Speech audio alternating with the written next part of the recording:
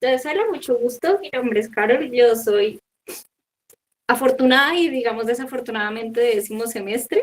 Y sí, lo que les traigo para hoy son los síndromes miasténicos, más que todo dos, porque pues la razón de esto es que se lleven los dos más comunes y que puedan diferenciarlos entre ellos. Entonces, para esto les traigo dos casos clínicos con tres preguntas cada uno. El caso número uno, tenemos a una mujer de 38 años quien consulta por un cuadro clínico de 5 meses de evolución, caracterizado en una debilidad muscular generalizada fluctuante, una disfagia para líquidos, voz nasal, fatiga al masticar y una dificultad para mantener la cabeza erguida al final del día. Hace 3 semanas probó la piridostigmina con mínima mejoría y efectos colinérgicos. Como antecedentes, presenta un hipotiroidismo autoinmune en tratamiento, una madre con tiroiditis de Hashimoto, y el examen físico, una debilidad de flexores cervicales 3 de 5 y atrofia de maceteros bilateral. En lo neurológico, unas pupilas simétricas reactivas con una tosis bilateral leve fluctuante, una diplopía a la mirada sostenida, disartria con voz nasal, unos reflejos osteotendinosos 2 cruces sobre 4 generalizados y una sensibilidad conservada.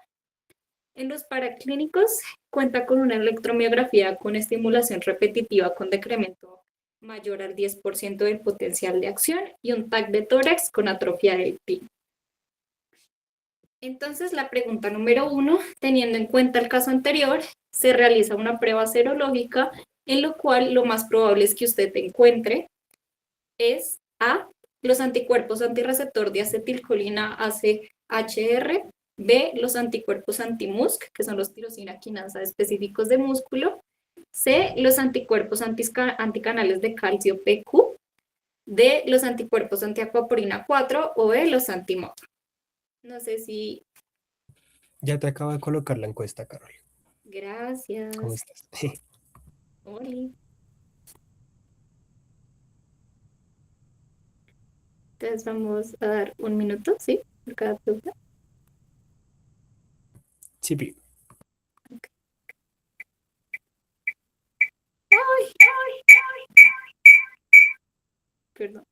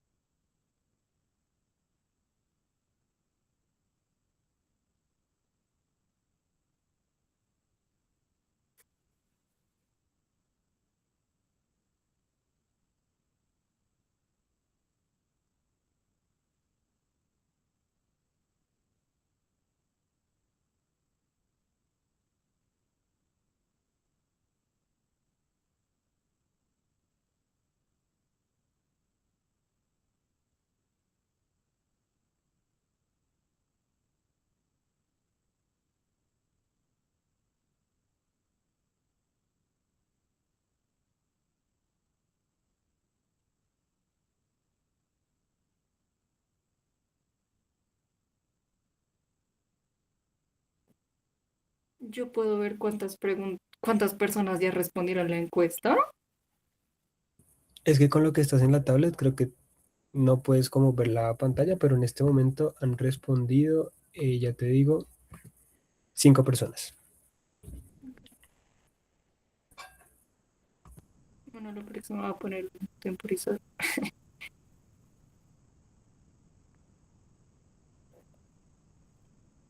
Bueno, entonces voy a comenzar con la explicación mientras termina, porque igual, pues ahí hay que hablar unas cositas antes. Entonces, no quise poner la pregunta más obvia de qué diagnóstico tiene esta paciente, pues porque estamos hablando de síndromes miasténicos y creo que era un poquito obvio, entonces por eso decidí poner esta. Y por eso nuestra paciente, entonces lo que presenta es una miastenia gravis. Entonces, esta miastenia gravis es una enfermedad autoinmune de la unión neuromuscular que tiene las características clave como lo que presentaba nuestra paciente. Principalmente es una debilidad fluctuante y presenta el componente de la fatigabilidad y es por esto que ustedes van a encontrar que los pacientes se van a referir que al final del día se sienten peor, como lo que nos contaba nuestra paciente. Lo más característico también de esta enfermedad es que es una debilidad que mejora con el reposo y es una enfermedad postsináptica. Como epidemiología, se habla que el inicio temprano es cuando es menor de los 50 años y tiene un predominio en las mujeres, y cuando es menos de 15 años se habla de una miastenia gravis juvenil. Y se habla de un inicio tardío cuando es más de los 50 años y esta es más predominantemente en hombres. Entonces cambia la epidemiología dependiendo si es temprano o tardío. Vamos a hablar entonces de la fisiopatología y cuál fue la respuesta correcta. Entonces, si ustedes dijeron anti-AChR positivos o MuSK positivos, estamos hablando efectivamente de miastenia gravis.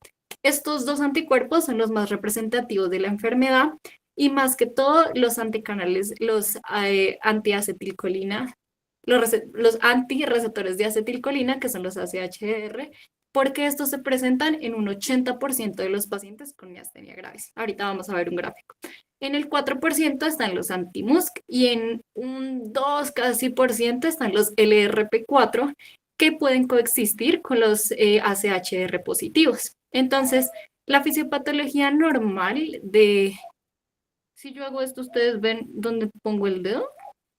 ¿Cómo hago presión? No, Sí, ¿No? yo sí veo como azulito, Y aquí, aunque creo que así se va a ver más. Sí, ahí se así se ve ve como mejor. pintas. por ahí lo rayo, ¿o no? No puede ser. Espera, ¿qué hice? ¿Y cómo lo quito? Creo que ahí mismo donde activaste el marcador tienes que buscar el borrador. ¿Qué hago? No sé si hay en el lado que tienes como un pincelito azul. No. Ay, no, amigo. Es que soy abuelita para la tecnología. No, no, no puedo. Oh, no. Esperen, lo voy a cerrar y volver a abrir. Porque no sé qué pasó.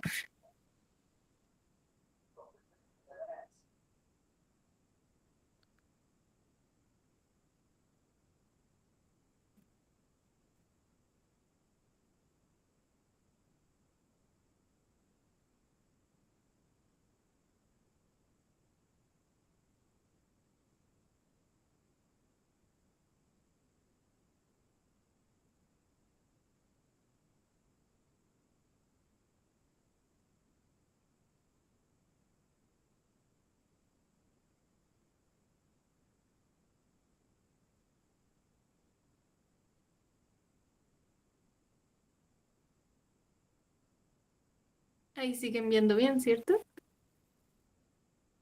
Sí. Sí, ahí te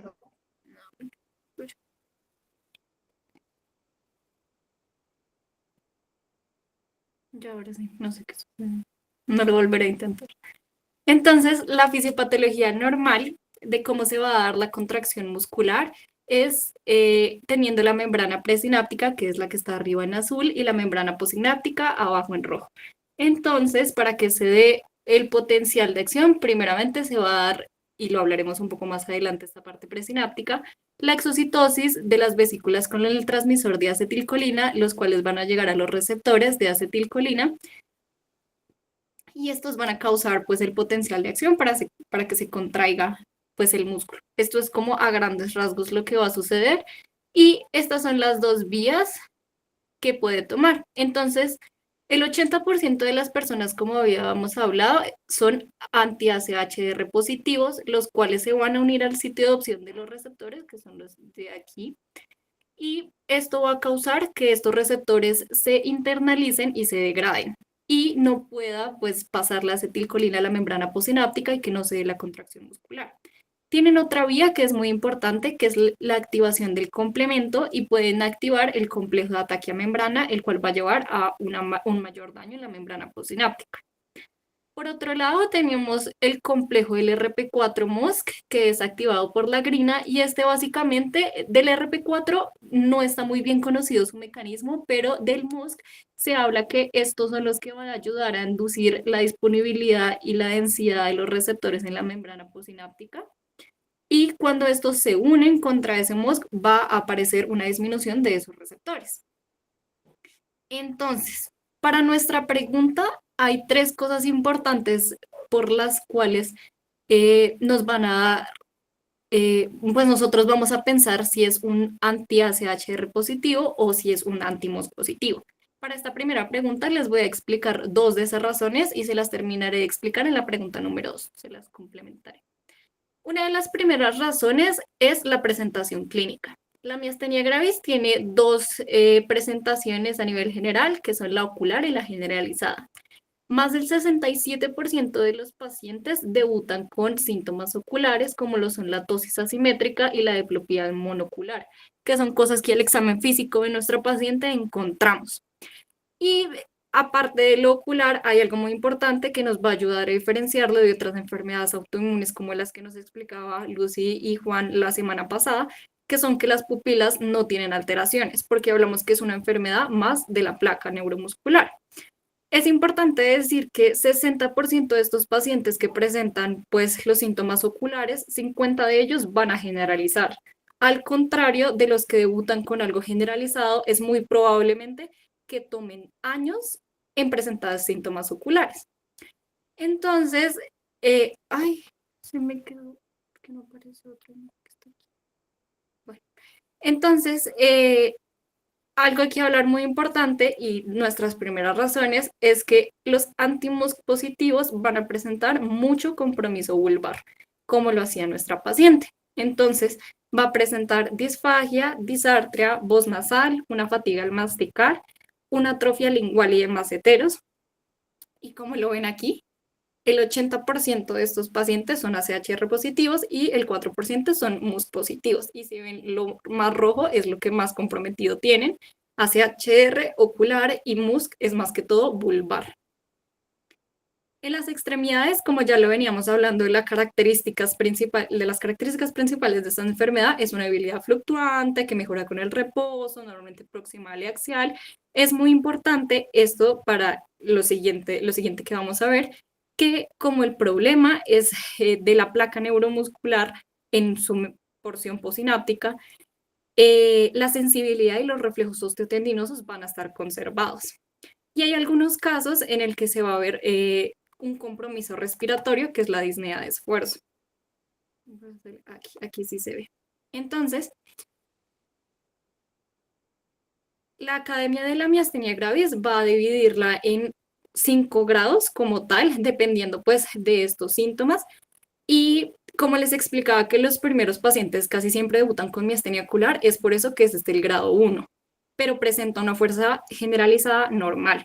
El grado 2, 3 y 4, como para resumírselo, sin no hablar de cada uno específicamente, presenta la miastenia generalizada de forma leve para el grado 2, moderada para el grado 3 y grave para el grado 4. Ya el grado 5 son los pacientes que se afectan respiratoriamente y pueden llegar a requerir una intubación o respiración mecánica y son lo que llamamos pues las crisis miasténicas. Que vamos a hablar de su tratamiento un poquito más adelante. Ahí sí aparece la imagen. Bueno, es por esto, en lo primero, que por el gran compromiso vulvar que tenía nuestras pacientes, ya podemos empezar a pensar que tiene un anti-MuSK positivo. Aquí les voy a dar un adelanto del tratamiento porque es importante para esta pregunta y es que hace 3 semanas ella probó la piridostignina. La piridostignina es un inhibidor de la acetilcolinesterasa, que es la que degrada la acetilcolina cuando se queda mucho tiempo en la hendidura sináptica.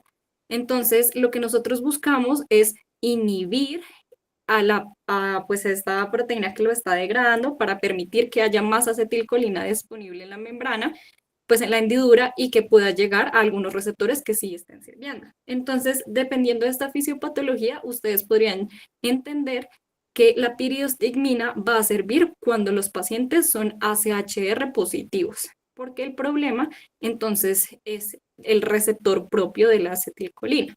Lo que pasa con los anti-MuSK positivos es que no funciona también la piridostignina, pues porque esa no es su fisiopatología. Y esta ya es la segunda clave que nos da el caso clínico de que posiblemente lo que presenta nuestra paciente en su serología va a ser los anti-MuSK positivos. Entonces la respuesta correcta era la B. Los demás distractores, el C, el D y el E, ya se los voy a explicar un poquito más adelante, y el D y el E son los que les explicaba pues Lucy y Juan, el antiacoprina 4 para neuromielitis, al igual que el antimoj. Entonces estos no son de miastenia gravis, al igual que el C, pero se les voy a explicar más adelante. Entonces vamos a continuar para complementar la pregunta 1 con la pregunta 2.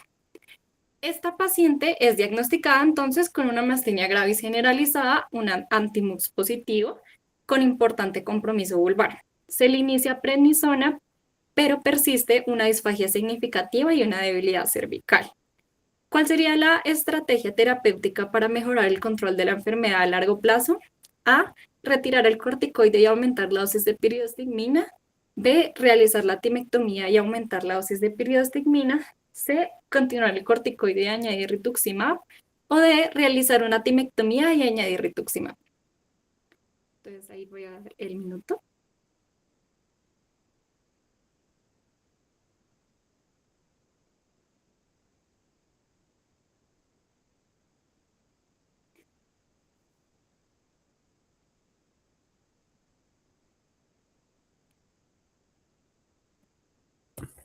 Pusimos 2 encuestas por equivocación, pero las 2 dicen preguntados, entonces ahí se puede responder.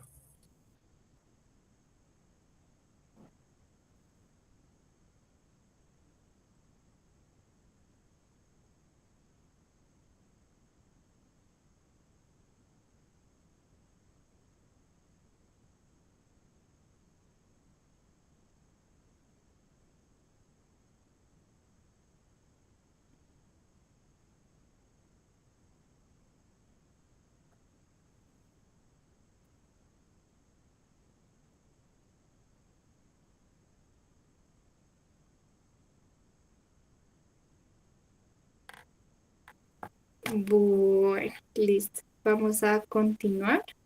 Entonces, antes de hablar del tratamiento de la miastenia gravis, vamos a hablar a cómo llegamos a ese diagnóstico. Entonces, aquí les traigo primero el diagnóstico clínico con unas pruebas de apoyo, pero tengan en cuenta que estas son no confirmatorias. Es solo para aumentar nuestra sospecha clínica frente a estos pacientes. Porque hay algo importante que tienen que tener en cuenta, y es que hay una pequeña población de personas con miastenia gravis que son cero negativas.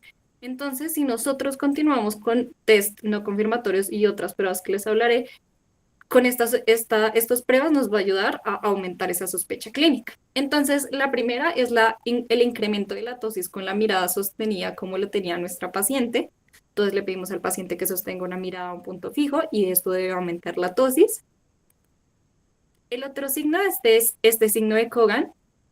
Ahí ven el video bien. Sí, Sí, se ve bien. Listo. Entonces, en el signo de Coggins le pedimos al paciente que mire hacia abajo por un breve tiempo y este va a causar que el ojo con la tosis mayor presente como un salto, y esto es debido pues a la fatigabilidad de los músculos de manera eh, ay, a que los músculos oculares se fatigan de manera más rápida. Entonces, si lo ven, ay Dios mío. Este es el ay, ¿por qué? Y este es el signo de la cortina.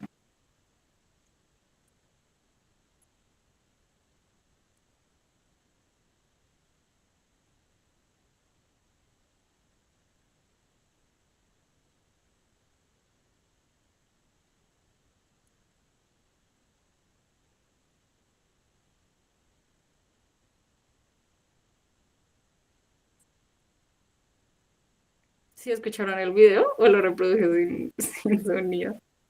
No tiene sonido, No Carol. se escucha. No pero puedo. creo que con lo que se lee se alcanza a entender Ok, sí. lo que Entonces, estaban haciendo. perfecto. Entonces, el signo de la cortina es el aumento de la tosis contralateral cuando subimos el párpado y pues del otro lado, ¿no? El signo, el peak sign, que es este que está aquí abajo,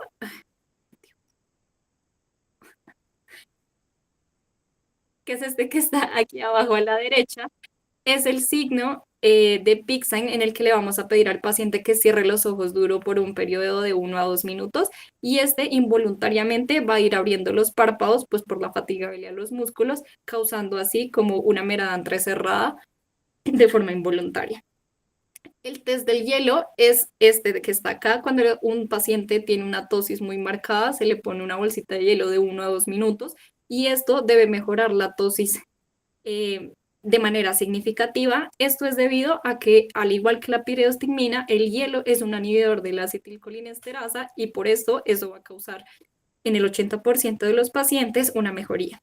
También está el test de la neostigmina, que pues si les soy sincera, en la práctica clínica que he visto esto realmente casi no se hace y antes había otros medicamentos que ya están descontinuados.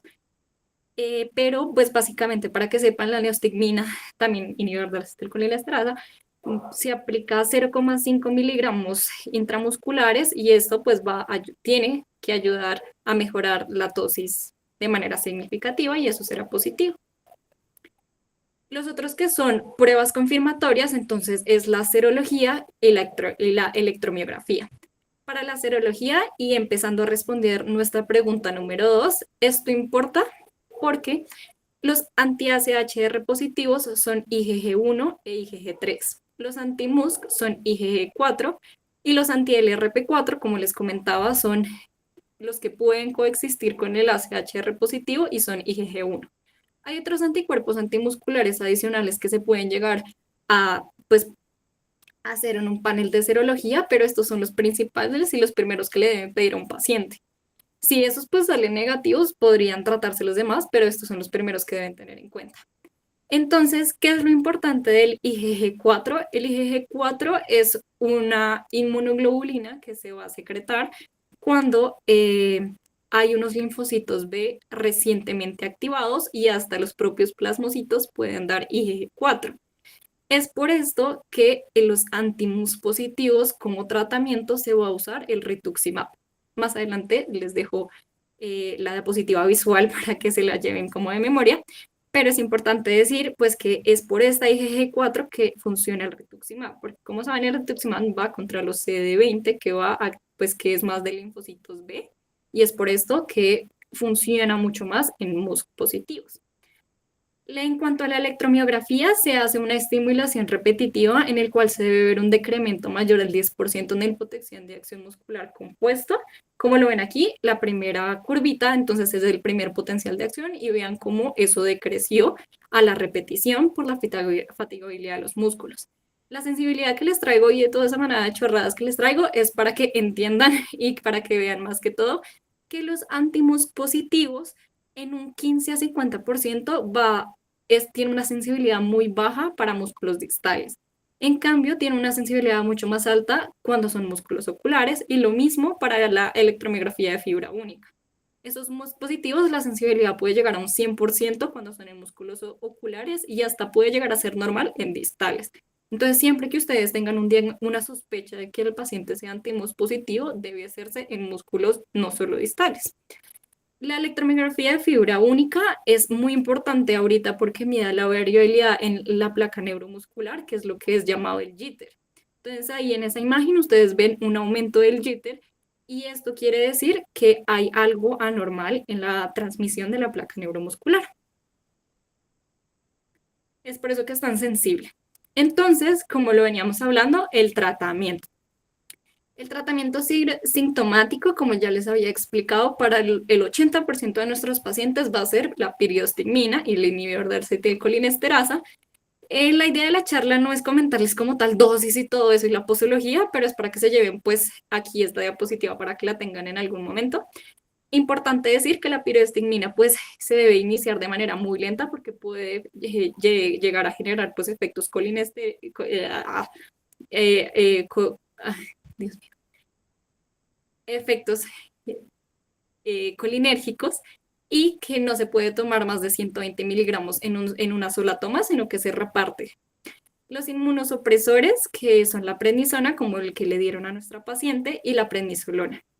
Y en algunos casos, como los AChR positivos, funcionan mucho mejor con arredores de corticoide como la azatioprina, el micofenolato mofetil, el tacrolimus, la ciclosporina y el metrotexate. Entonces, estos son los tres que más se deben usar para el abordaje del 80% de nuestras pacientes de manera inicial. Para el tratamiento de rescate en estas crisis miasténicas que les había contado, se puede usar la inmunoglobulina intravenosa y la plasmaféresis. En los nuevos estudios y la literatura realmente no ha mostrado que uno sea mejor que el otro, o sea, no inferior que el otro. Pero si les cuento como de la práctica clínica que yo he visto, lo que normalmente se usa es la plasmaféresis.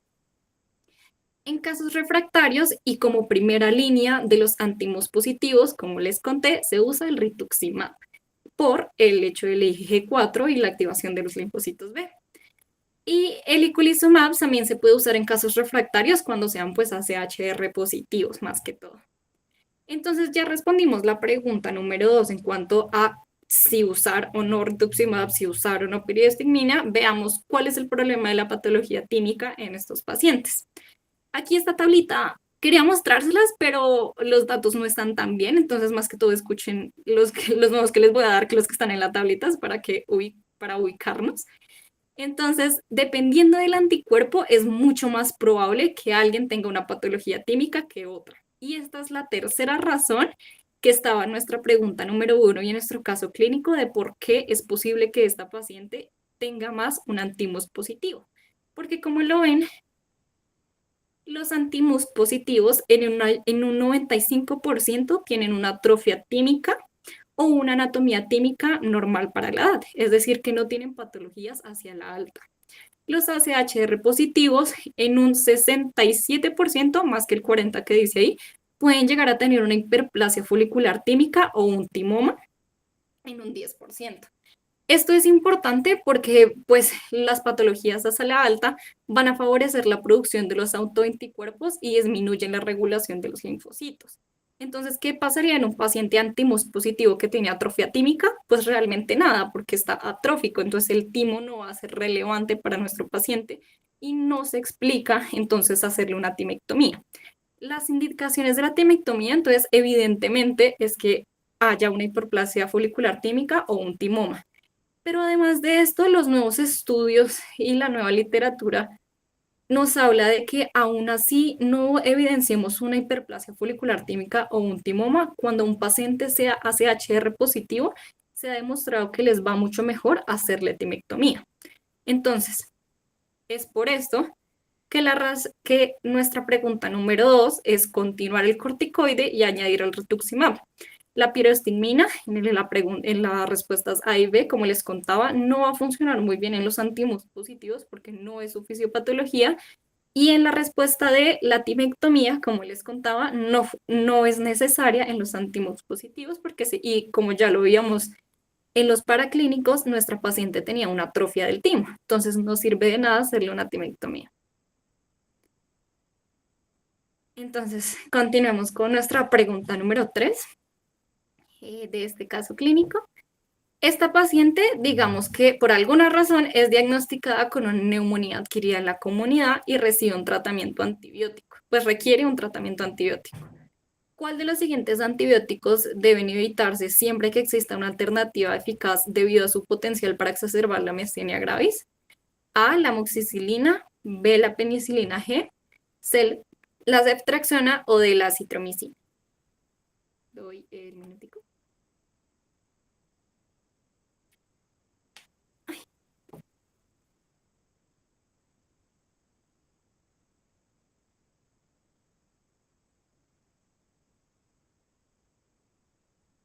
Ya la encuesta está.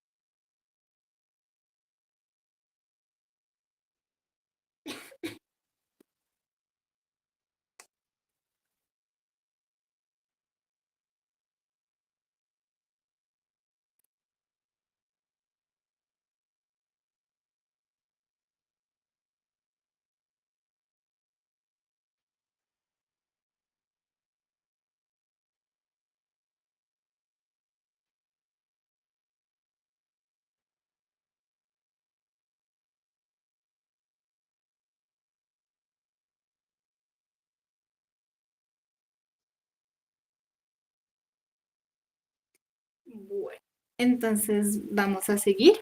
Entonces, esta es una tablita para que vean los medicamentos que afectan la conducción de la placa neuromuscular y los que son más preguntados y los que más se deben llevar a la cabeza son los antibióticos en estas cuatro familias: los aminoglucósidos, las fluoroquinolonas, los macrólidos y la telitromicina.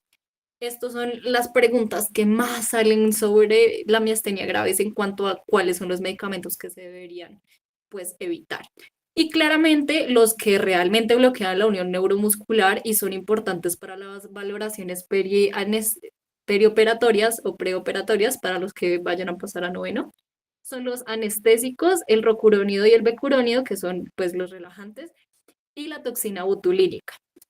Otros, como los cardiovasculares, como los beta bloqueadores, que son, pues, medicamentos que mucha gente usa. Los antiarrítmicos clase 1A y 1C, y los antagonistas de canales de calcio.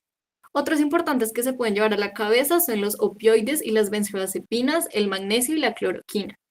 Pero yo sé que es mucha información y lo que más quiero que se lleven entonces son las familias de los antibióticos. Entonces, como veamos en nuestra pregunta, una de las familias son los macrólidos. Es por eso que para nuestra pregunta la acitromicina debería evitarse en estos pacientes. Si necesitamos tratar esta neumonía adquirida, la amoxicilina, la penicilina y la ceftriaxona podrían ser seguros para este paciente. Entonces, eso fue yo tratando en 30 y tantos minutos de explicarles todo sobre miastenia gravis. Entonces, vamos a ir ahora con nuestro caso clínico número 2. Para este también tenemos una paciente de 56 años, quien consulta por un cuadro clínico de 5 meses de evolución, caracterizado en una debilidad muscular progresiva de predominio proximal en miembros inferiores. Inicialmente presentó una dificultad para levantarse de una silla y subir escaleras. Refiere que después de caminar unos minutos o repetir un movimiento varias veces, la fuerza mejora parcialmente y asocia serostomía, estreñimiento y disminución de la sudoración. En estas últimas 6 semanas ha notado que pierde una pérdida de peso de 6 kilogramos y la aparición de una masa palpable en la mama izquierda. Como antecedentes, hipertensión arterial, niega tabaquismo y consumo de alcohol. Al examen físico, una fuerza proximal en miembros inferiores 3 de 5, 3 más de 5, una fuerza proximal en miembros superiores 4 de 5 y una fuerza distal en miembros superiores 5 de 5. Tras unas contracciones repetidas, la fuerza en miembros inferiores mejora a 4 de 5 y los reflejos osteotendinosos tiene 1 de 3. En el rotuliano están abolidos los aquilianos, pero mejoran tras la contracción isométrica. Tiene sensibilidad conservada. Como para clínicos, a la electromiografía, un incremento del potencial de acción muscular compuesto mayor al 100% tras la estimulación de alta frecuencia o de un ejercicio breve. Y en la mamografía, una lesión espiculada BIRAT5. Entonces, nuestra primera pregunta es lo mismo que la primera pregunta del caso pasado. Teniendo en cuenta el caso anterior, usted realiza una prueba serológica en lo cual lo más probable es que encuentre A, los anticuerpos anti-AChR, B, los anticuerpos anti-MuSK, C, los anticuerpos antiescanales de calcio, D, los antiacoporina 4 o E, los anti-MOG. Voy a dar un minuto. Ya está la encuesta colocada.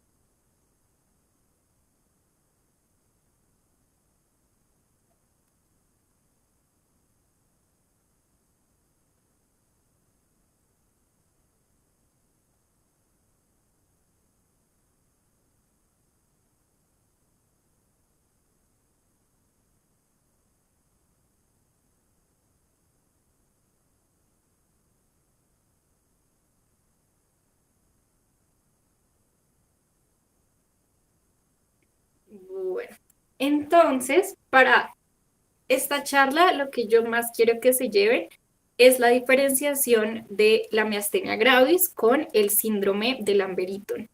Entonces, el síndrome de Lamberton también es una enfermedad autoinmune de la unión neuromuscular, pero tiene unas características claves muy diferentes. Primero, es una enfermedad presináptica, al contrario que la miastenia gravis, que era posináptica.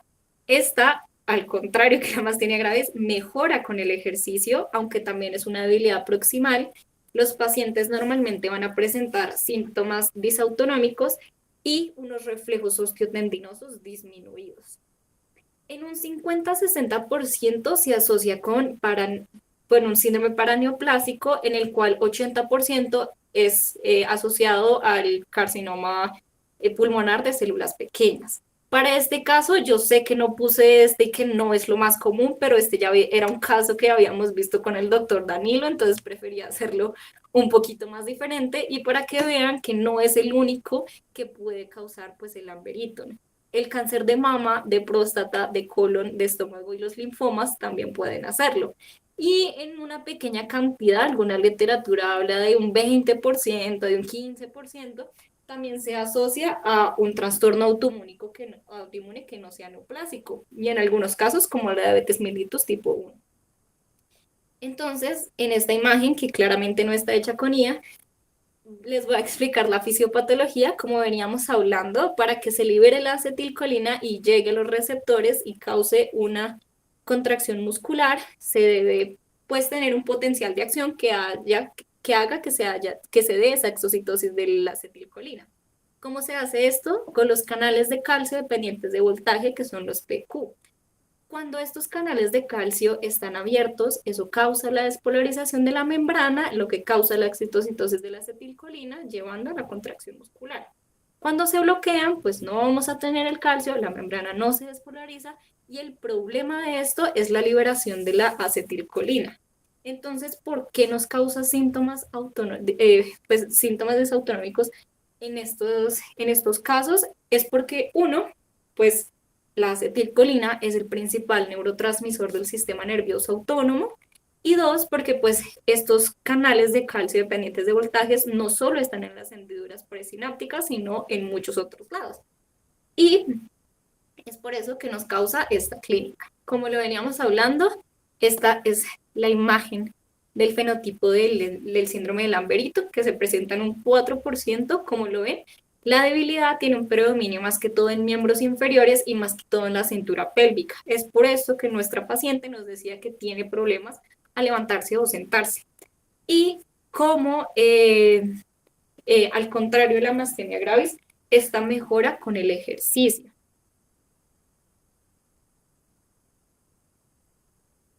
También va a tener una hiporreflexia y una reflexia, porque el problema entonces es la liberación real del neurotransmisor, y como les contaba, el sistema nervioso autónomo, que tiene como principal neurotransmisor la acetilcolina, nos va a causar pues serostomía, estreñimiento, disfunción eréctil, hipotensión ortostática y sudoración. Entonces, importante decir por qué mejora con el ejercicio, con la fisiopatología.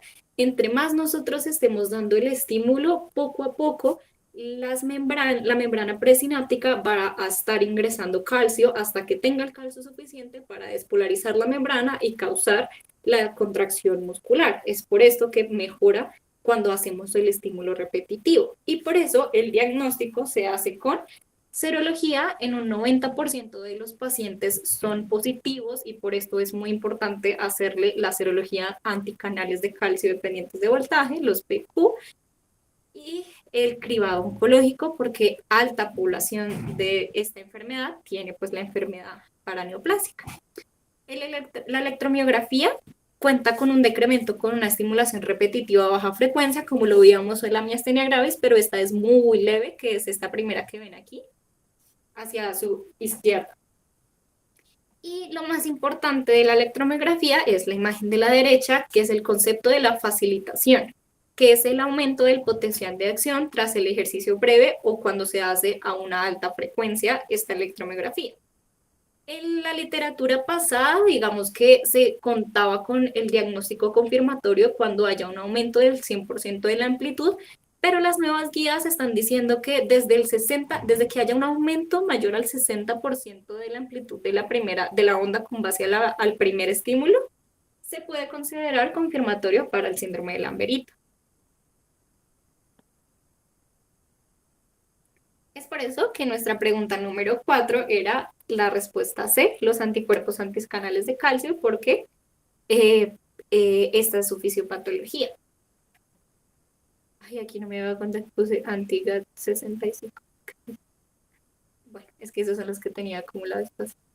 Bueno, lo importante es que la era la C, los anticuerpos canales de calcio. Entonces, sigamos. Esta paciente inicia un tratamiento con amifampridina y obtiene una mejoría parcial de la fuerza muscular. Se confirma posteriormente un carcinoma ductal infiltrante de mama. ¿Cuál debería ser la siguiente prioridad terapéutica? A. Aumentar la dosis de amifampridina. B. Añadir piridostigmina. C. Iniciar inmunoglobulina intravenosa en forma indefinida. O D. Iniciar el tratamiento específico de la neoplasia. Ya está colocada la encuesta. Gracias, qué muchacho tan resolvedor.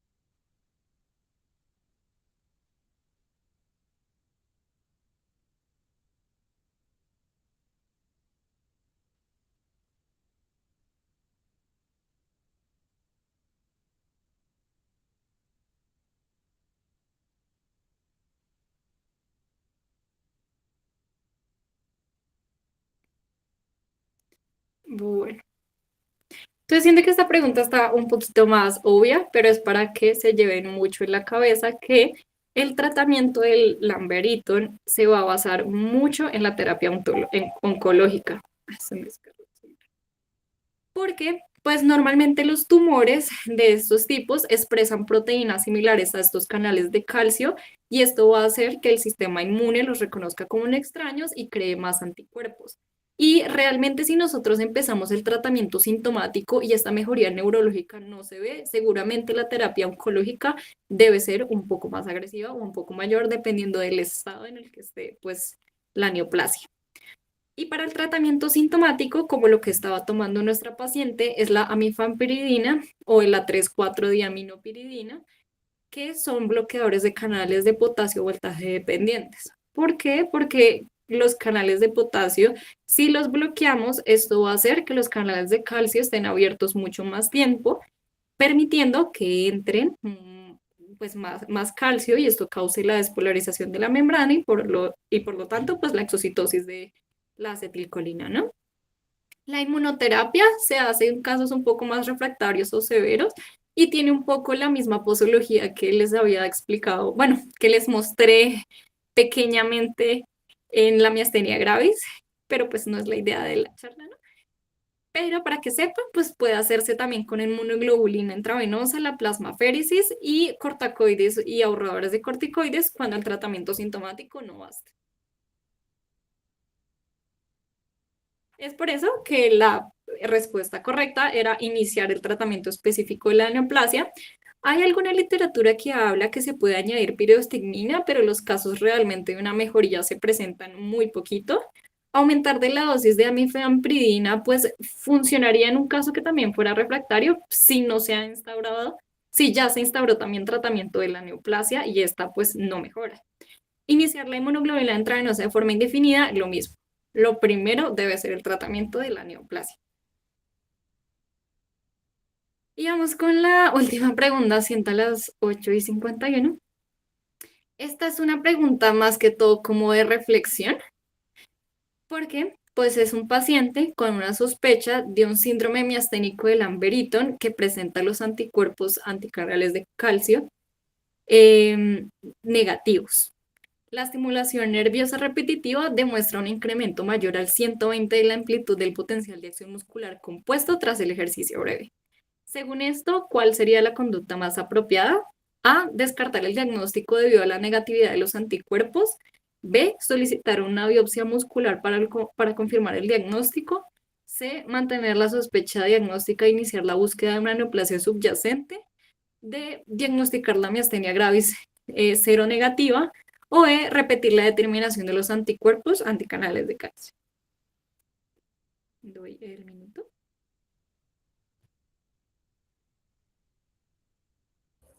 Ya está colocado.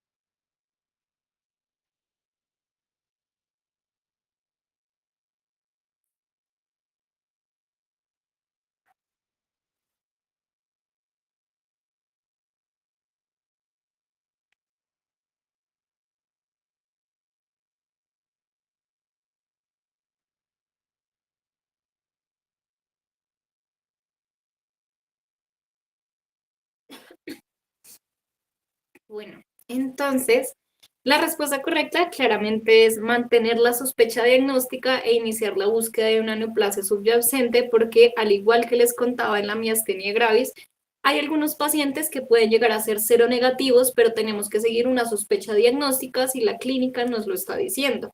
Además que esta paciente ya estaba presentando otros signos como la estimulación nerviosa repetitiva con el incremento mayor del 120 de la amplitud.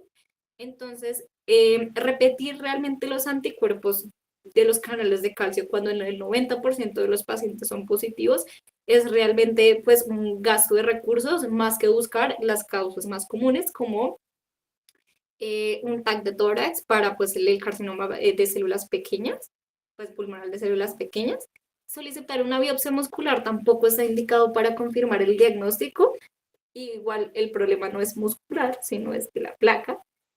A. Descartar el diagnóstico debido a la negatividad de los anticuerpos, no porque hay seronegativos, y de diagnosticar una miastenia grave seronegativa, no porque las características y que mejore con el reposo es mucho más de un síndrome de Lambert. Y ya. Muchas gracias. Preguntas, comentarios.